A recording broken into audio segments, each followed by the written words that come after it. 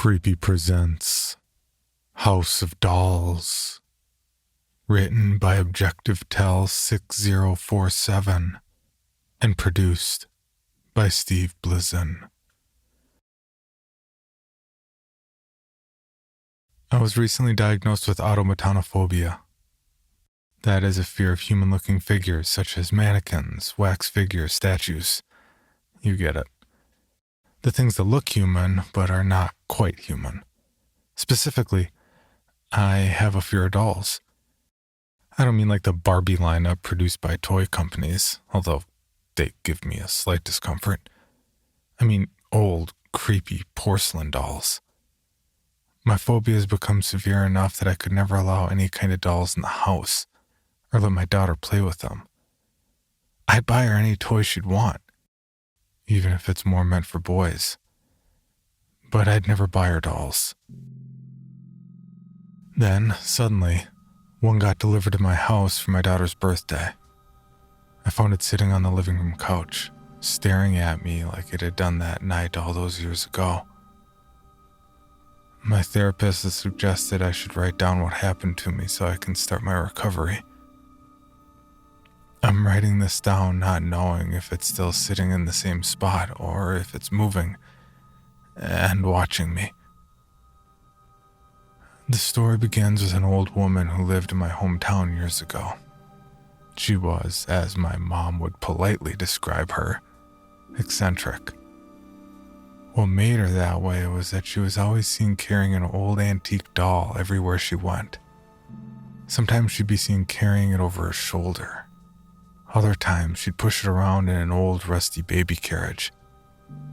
She'd be seen around town and in her house with the doll, not caring about the stares or the things people say. Sometimes she would be seen talking to her doll, as if she thought it could talk back. One person described how they heard her yelling at her tiny, voiceless companion from her house, as if it had broken some rule. No one believed she had a husband or children or any living family left to care for her, which explains why it took a couple weeks before someone found her dead in her house. A kind neighbor came to her property, offering to cut her unkempt lawn and help with much-needed house repairs. Getting no reply after knocking, he opened the unlocked door and found her lifeless in the middle of the floor. I heard she'd been found with a look of absolute horror on her face, and her hand clutching her chest. The coroner decided she'd suffered a heart attack, but with no one else with her, she couldn't be taken to the hospital. Her house just outside of town was left empty after she'd been moved to the morgue.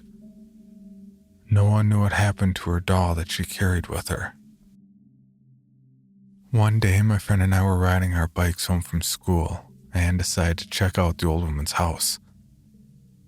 It was on the long way back from school. As far as anyone knew, she never willed the property to anyone, and the bank didn't own it either. So there it sat, with no one claiming it. But really, who would want it? The structure was a 2-story Bavarian-style house that sat on a large lawn that had grown so out of control that it was rather reminiscent of a small forest with its own ecosystem of plants and wildlife. The house looked like it had been painted white at one point, but weathering and stains had stripped it of its brightness. Vines and moss had taken a foothold on the front wooden porch. All the windows facing us were cracked and even broken. A section of the pointed roof was starting to collapse. With nature seeming to reclaim some lost land, the one thing that seemed out of place was the baby carriage the old woman used. It sat in the front yard, rusted from disuse, leaves gathering in the inside, and tears in the covering. My friend and I looked at the house from the sidewalk. It towered over us as it blocked the afternoon sun from its old pointed rooftop. I knew there was no one inside, but I had an aching feeling that the house itself was watching us. My friend was recounting to me some rumors that spread about the house after the old woman died.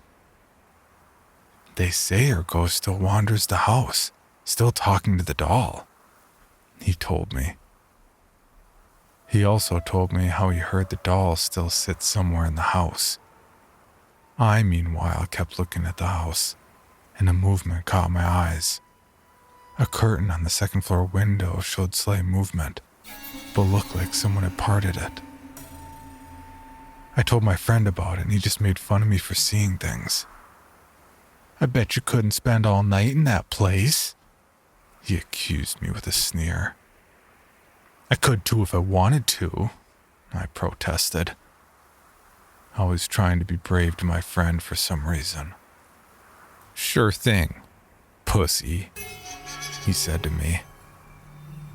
You know the Back to the Future movies when Michael J. Fox got triggered when someone called him a chicken? Well, for me, being called a pussy was worse. I took him up on his dare, on the condition that I take pictures of the inside so he knew I wouldn't just run away. Later that night, I waited for my parents to fall asleep before sneaking out of the house. I quietly exited my room and down the hall to the back door, as it was more silent and farther away from my parents' room. I grabbed my bike and rode out of my neighborhood and eventually outside the town before I reached the old house. It seemed more menacing after dark. The old house was illuminated by the light of the moon. I placed my bike on the sidewalk and made my way to the old structure, observing the window on the second floor. The curtains remained still. I took my first pick of the house. I made my way through the large grass and finally made it to the front porch. My foot leaned down the first step, causing a large creak that echoed through the yard. I pressed forward to the front door. It had an old-fashioned knocker in the middle. It had the shape of an eagle, its wings open in flight. It may have been bronze, but time had rusted it to a dirty brown with chipping paint. I reached for the door handle, and surprisingly, it turned. Weird, I thought. They probably would have locked this door. However, since no one would take this place, why would it be locked? I opened the door to see a darkened entryway. My phone had a flashlight app, so I reached for it immediately to turn it on. The entryway led to a long, dark hallway with an open room at the end of it. The floor was covered in dust and trash. My flashlight had exposed some rats and insects hiding in the filth. The part of the floor that wasn't covered in trash showed a flower-patterned carpet. Its color had long since faded. To my left of the entryway was an ascending staircase. To my right, there was a smaller room that I think was the parlor. The room was empty aside from some closed windows and furniture that was covered. The floor wasn't as littered in here as it was in the hallway, so I could see another old flower-patterned carpet. The exposed wood was old and splintered. I snapped a few pics on my phone. I walked out of the parlor and back in the entryway. I stood over the middle of the floor. This was supposedly the spot where the old woman was found. The silence of a lifeless house had surrounded me. I pressed forward down the dark hallway. There were several paintings on the walls. They looked like portraits. The old lady featured frequently in them. After a few steps, I found myself stepping on something hard yet flexible as it squished under my shoe.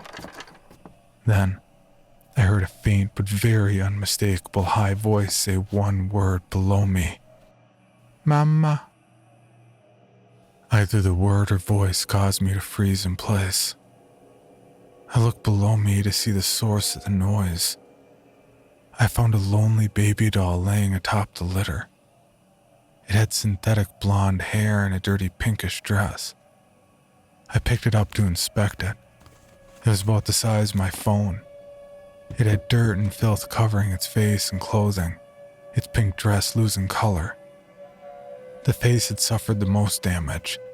There was a large tear in its plastic face, the scar showing the hollow inside of the head. I squeezed it again and it gave out another, "Mama." The voice box still operating, but very faint and muffled. I placed the doll back on the floor after taking another pic of it. Further down the hall I went. The room at the end turned out to be a large kitchen-dining room mix. The stovetop was covered in a layer of dust and grease from never being washed. The table was covered in a white cloth with dirty dishes on top of it. I found another doll sitting in a chair at the end of the table. This one was wearing an old sailor's uniform. It looked more male than the first one I saw in the hallway. I walked to the sink to find pots and pans flooding it.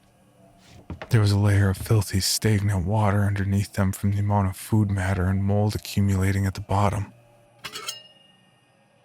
The pots and pans were never washed, food matter and grease being caked into them. The sink smelled terrible, like as bad as it looked. I took another picture of the room before leaving. Outside the kitchen, I found a closed wooden door. I opened it to find an old, very unclean bathroom. The tub and sink, both of which were supposed to be white, had yellow stain and mold inside the receptacles. The worst thing, however, was the toilet, which looked like the stuff of nightmares. Dried fecal matter covered the inside as it was drained of all water. To this day, I can't use anybody else's bathroom without thinking about this mess. I quickly shut the door while trying to keep myself from vomiting from the sight and stench of that bathroom. I stood outside and waited for the feeling of nausea to pass. Then, I heard a sound. The house itself was dead quiet until now with nobody else but me here. But I could make out the sound of something creaking upstairs in a room above me. I know old houses make noises like creaky floorboards, drafty spaces, and maybe rats in the walls. This, though, sounded deliberate, like there was a rhythm to it. It went back and forth. I walked back down the hallway toward the staircase, shining my light up to the darkened second floor. The creaking sounded much louder from where I was standing. It was coming from up there. I should have left at that moment and forgot the whole thing. But instead, I pressed forward, trying to be brave myself. The carpeted stairs made a muffled creaking sound as I climbed up. Total darkness greeted me as I went up further. Not just darkness, but a pitch-black void with no discernible shapes. I reached the top of the stairs and turned my light onto the second floor hallway. This one was a lot shorter than the main hall downstairs. There were 3 rooms, with the first 2 being closed. The one to my right was slightly open, and I could hear the creaking coming from in there. I began to tense, and my eyes widened. My heart was thundering in my chest, and I was beginning to think that someone was here. Maybe it was some homeless person or junkie who had no other place to go. That didn't seem possible because it looked like there were no signs of anybody living here. I started to have the idea that the old woman's ghost was in the room waiting for me. I apprehensively approached the open door. I got close enough to peer through the crack in the doorway. I peered through the crack to see the source of the noise, and my heart felt like lurching out of my chest from what I saw. I could make out the part of the room through the slight opening. I could see the window with the moon shining outside, and an object moving back and forth across my sight as it sat in front of the window. It looked like an old rocking chair moving on its own, the back facing me. I opened the door to get a better view and make sure my eyes weren't fooling me. Sure enough, there was a rocking chair that still looked in good condition with its smooth wood and paint that didn't peel. As the door opened fully, the rocking chair suddenly stopped, giving some slight swaying as its momentum came to a grinding halt. When it stopped, so did the creaking.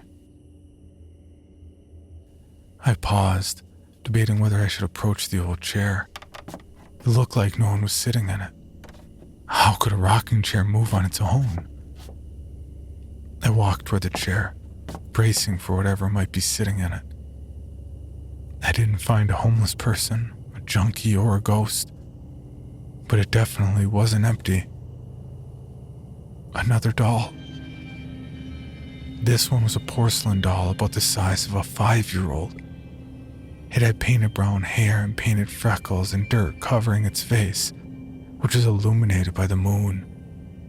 It was dressed in a small suit that had tears in it. I wanted to take a picture of it. I reached for my phone, but when I turned the camera on, the image kept getting fuzzy no matter how hard I adjusted it. Finally, I went in to inspect it. It was the creepiest thing I'd ever seen. Its pale blue eyes, though motionless, seemed to have followed my face. The doll was utterly motionless. I thought there was no way that it could have moved the chair on its own. I poked it to feel what it was made of.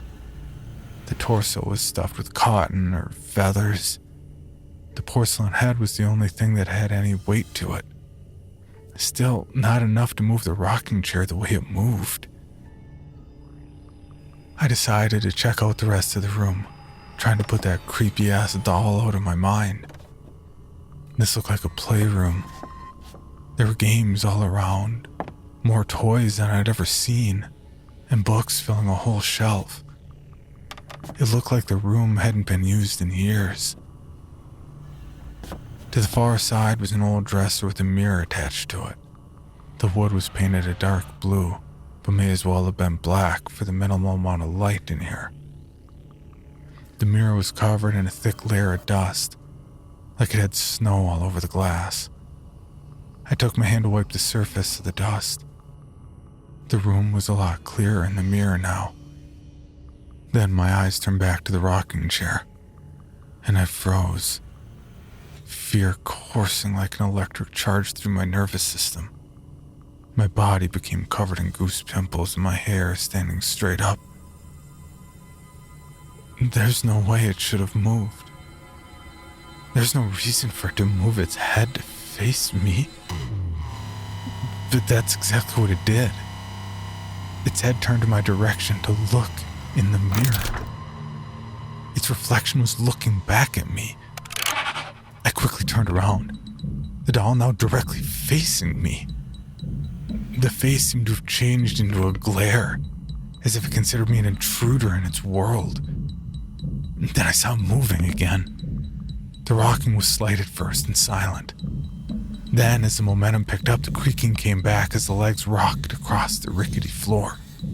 This was the part where I decided to get the fuck out of there. I looked at the open door to see how far it was. Only a few feet, but it may as well have been a whole mile. I moved my eyes back to the doll, making sure it didn't do anything else. As I got closer to the door, I got farther out of the doll's sight. Maybe I could leave without it moving. Or at least I thought I could until the chair turned around, creating a loud screech that reverberated through the room. The doll looked directly at me again. I hurried out of the room and slammed the door behind me, shoving my body weight against the door to keep it barricaded. My heart pounded as adrenaline and fear circulated in my blood. Sweat covered my forehead as my body heated up. I felt like I had to run, but fear wouldn't let me. I was trying to recuperate when I heard the jingling of rusted metal coming from my side. The doorknob. It was trying to open the door. It was unsuccessful at opening, but that's what it was trying to do to get me. It continued for a few seconds before it stopped completely. I took the chance to get the hell out of there. I ran down the stairs, nearly tripping on the final step as I ran to the door. It was blocked by another porcelain doll, sitting in the entryway while it blocked my way out. This doll had a clown face with a hobo outfit. Fear had kept me from moving or kicking the doll aside to run out. My panic spiked again as I heard the door from upstairs open and the sound of tiny footsteps running down the stairs. I had to hide. Where? I frantically searched the darkened room for anywhere to hide. I found one door straight ahead as I peered through the darkness. I bolted for it and slammed the door behind me, pressing my head to the wood. I couldn't hear the footsteps. Silence. Sweet silence. I resolved to calm down, then find a way out. I turned my back to the door and turned on my light to see the room I was in. True terror filled my being as I tried to scream, but it ended up being caught in my throat. More dolls. Shelves and shelves of them, various sizes, designs, and colors. This was a whole storage room full of them. They were in all various states of disrepair. Some were missing eyes, limbs, or heads. Others were covered in dirt and filth. The biggest one was another clown doll in orange clothes and blue hair with black eyes in front of me. I checked each of them until movement caught my eye. One of them turned its head toward me, then another. Then one with no eyes started looking at me. Then they were all looking at me. They were all looking at me. I ran out of the room to find some escape. I didn't remember seeing any other door going outside while exploring, so that left only the front door, which had the clown doll sitting in front of it. With no other way, I ran to my only exit, picked up the doll, and threw it so hard I heard it break into pieces as I bolted out of the entryway and into the front yard. I got to my bike in no time, then rode off. I swear I heard multiple footsteps behind me. I rode so fast I felt like I was flying, never once slowing down to catch my breath. I didn't stop until I reached the stoplight on my block, and then decided to brave one look behind me. Nothing. I wasn't followed by anything. I still rode back to the safety of my house and locked myself in my room all night, always peering through my curtain. Daylight didn't come fast enough. I never spoke to my friend after that night, and I did not want to be around dolls for any length of time. I also avoided that house completely until the day that old shithole got demolished. Hopefully, so was everything inside it. Even with that, I still had a sense of paranoia that one of those dolls would find me and show up at my doorstep. It turned out, one of them did. It was my daughter's 8th birthday. A package came with her name on it, but no return address.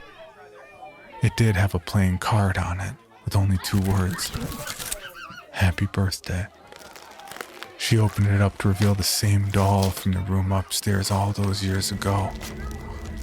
Its appearance cleaner than before, looking brand new in fact.